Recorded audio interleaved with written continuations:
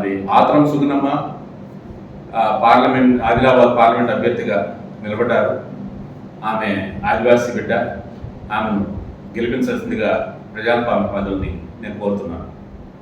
మేము కానీ నేను కానీ మాలాంటి ప్రజాస్వామ్యవాదులు కానీ పార్టీ బేస్డ్గా కాకుండా ఆమె వ్యక్తి గుణగణాల మీద ఆధారపడి గెలిపించాలనేది మా మెయిన్ మోటో అన్నమాట.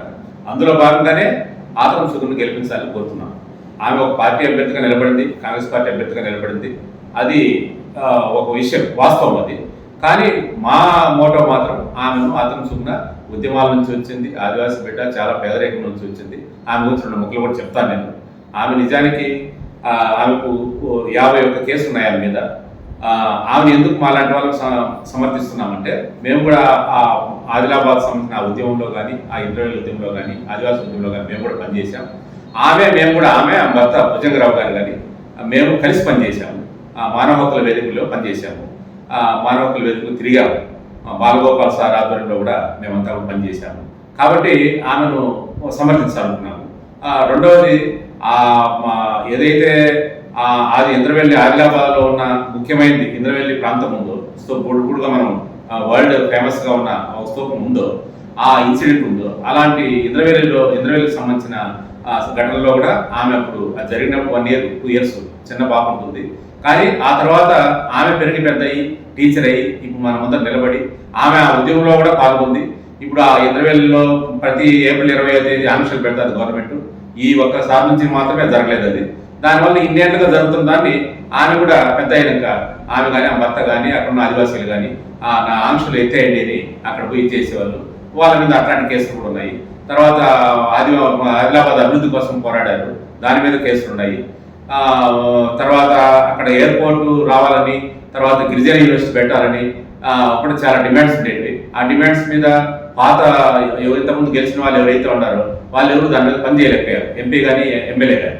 ఈమె స్పష్టంగా చెప్తుంది ఏమంటే, మేము ఆ బాధపడినాము, గర్భిణీ మనుషులు అయితే నా కలందరూ నాకు చనిపోయారు, అక్కడ రోడ్లు లేక, అక్కడ వైద్యం సరిగా లేక అని.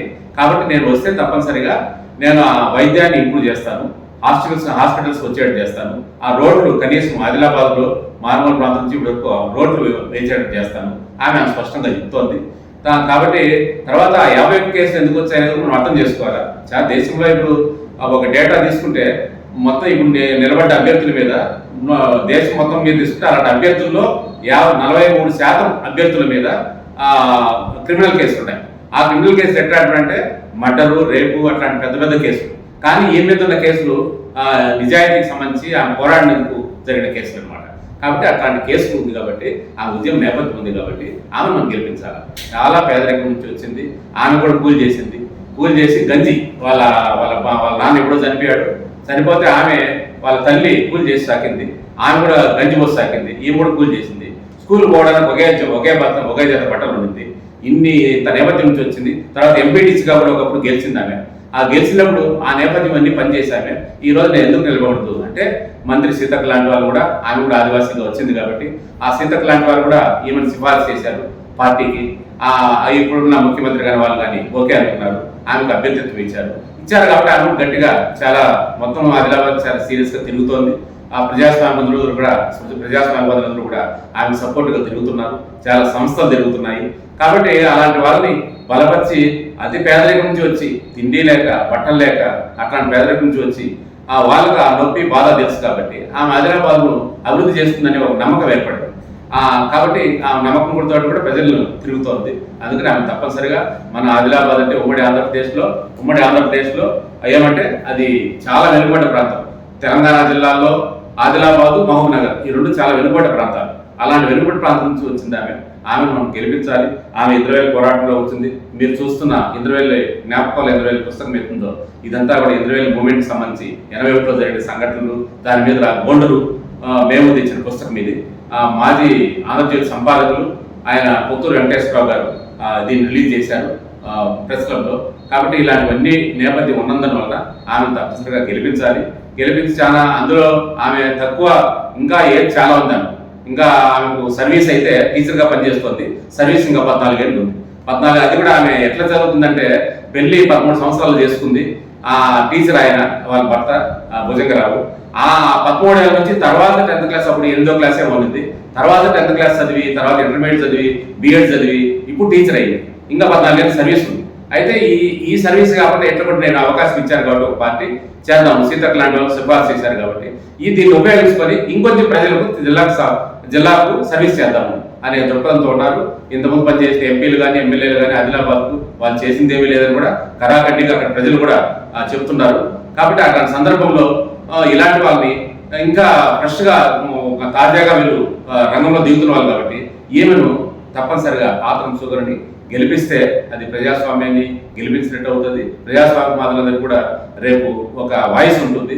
ఆమె కూడా పార్లమెంట్కి వెళ్ళి తగు చట్టాలు, ఆదివాసీ చట్టాలు అయితే ఎక్కడ అమలు కావడం లేదు, ఆదిలాబాద్ జిల్లాలో ఎక్కడ అమలు కావడం లేదు, ఎక్కడో నాన్ లోకల్స్ వచ్చి అక్కడ భూములు ఆక్రమిస్తున్నారు. కాబట్టి ఆ భూములు ఆక్రమించేది కాకుండా అడవులు అంటే ఆదివాసీలు బాగుంటే అడవులు బాగుంటాయి, అడవులు బాగున్నాయంటే ఆదివాసీలు బాగుంటాయి. ఈ ఒక్కటి ప్రపంచవ్యాప్తంగా జరుగుతుంది, ఆదిలాబాద్ కూడా జరుగుతుంది. వాళ్ళు రక్షించుకోవాలా, ఆదివాసులు రక్షించుకోవాలా, అడవిని రక్షించుకోవాలా. ఒక మాట ముగింపుగా చెప్పేది ఏమంటే, ఆదిలాబాద్ అంటే గదరన్న పాట పాడేవాడు ఉంది, మన అందరికీ తెలిసిన గదరన్న. ఏమి రేలా రేలా రేలా రేలా రేలా రేలా రే రేలా రేలా రేలా రేలా రేలా రేలా రే. అడవి తల్లికి దండాలు, మా తల్లి అడవికి దండాలు, కొండల నుండి కోనల నుండి గోదారమ్మ పరుగులు చూడు పరుగులు చూడు, కట్ల పాము కట్లు చూడు, నాగు పాము పడగ చూడు, మనుషులు పాములు కలిసి బతుకటి గొండన్నల జీవ గడ్డర బాబు లేలా రేలా రేలా రేలా రేలా రేలా రే. ఎవరికి భయపడం ఎవరికి తలవంచం గొండన్నల జీవ గడ్డర బాబు రేలా రేలా రేలా రేలా రేలా రేలా రే. మరి ఆత్రం సుగనమ్మను ఇంకా ఎందుకు మనం గెలిపించాలంటే, ఇక్కడ ఆదిలాబాద్లో జనాభా 16 లక్షల జనాభా. ఆ 16 లక్షల్లో ఆదివాసీ తెగలు 11 తెగలు ఉంటాయి. ఆ 11 తెగల్లోనూ 11 తెగలు అక్కడ ఉన్న లంబాడాలు కలిపి దాదాపు 3 లక్షల చిల్లర ఉన్నారు. ఆ 3 లక్షల చిల్లరలో లంబాడాలు 1,20,000 ఉంటారు. అంటే ఆదివాసీ తెగలంతా కలిపి దాదాపు 2 లక్షల పైన ఉంటారు. కాబట్టి ఆదివాసీ తెగ నుంచి గోండు తెగ నుంచి వచ్చిన ఆమె, కాబట్టి రాజగొండ అంటారు. కాబట్టి ఆమె కొమరం భీము నేపథ్యం ఉంది ఆ జిల్లాకి, అట్లా రాజగొండ పోరాట నేపథ్యం ఉంది, ఇంద్రవేల్ నేపథ్యం ఉంది. కాబట్టి దీంట్లో భాగంగా ఆమె ప్రజల వైపు ఆలోచించి ప్రజల పక్షం నిలబడుతుంది. కాబట్టి ఆమెను మనం గెలిపించాలా. ఇన్ని విషయాలు ఉన్నాయి కాబట్టి. అయితే ఆమెను గెలిపించేది కేవలం టీచర్లు ఒకరే అనుకోవడం కాదు, లేకపోతే ఒక ఆ గోండులనే కాదు, ఆ మిగతా ఎంతమంది చెప్పిన 3 లక్షల జనాభా కాను మిగతా అంతా బహుజనులు ఉన్నారు, బీసీలు ఉన్నారు, ఎస్సీలు ఉన్నారు, ఎస్టీలు ఉన్నారు, తర్వాత మిగతా చాలా మంది ఉన్నారు.